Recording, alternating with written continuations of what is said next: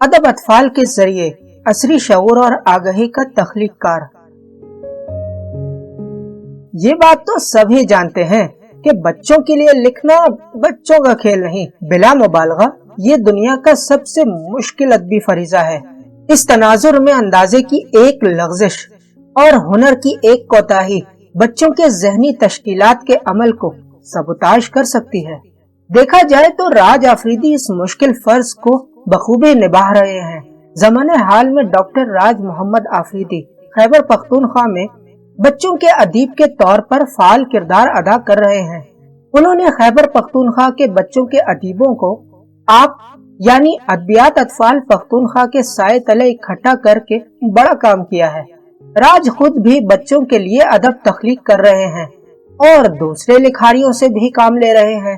اس سلسلے میں ان ادیبوں کی مرتب کردہ کتاب بہت جلد منظر عام پر آنے والی ہے۔ راج آفریدی بچوں کے لیے کہانی لکھتے ہوئے محض واقعات کو مربوط و مجتمع کرنے پر توجہ مرکوز نہیں رکھتے، بلکہ تجسس، دلچسپی اور سادہ اسلوب کی مدد سے اپنی تخلیقات معصوم قارئین کے سامنے پیش کرتے ہیں۔ یہی سبب ہے کہ ایک طرف تو ان کی کہانیاں بچوں کو تجسس اور تفریحات فراہم کرتی ہیں، تو دوسری جانب بچوں کی سوچ کو عصری شعور و آگاہی کے تدریجی ارتقاء کے منشور سے بھی گزارتی ہیں۔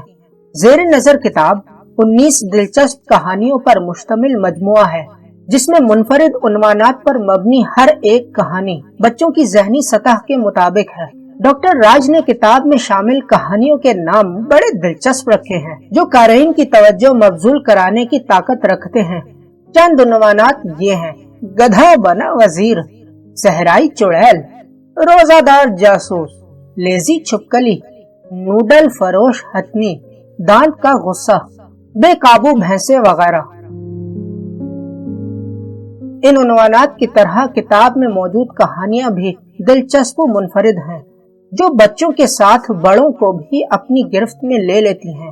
قوی امکان ہے کہ بچوں کے افسانوی اور عمرانی ادب کی تاریخ میں ڈاکٹر راج محمد آفریدی کی یہ البیلی کہانیاں ناقابل فراموش رہیں گی۔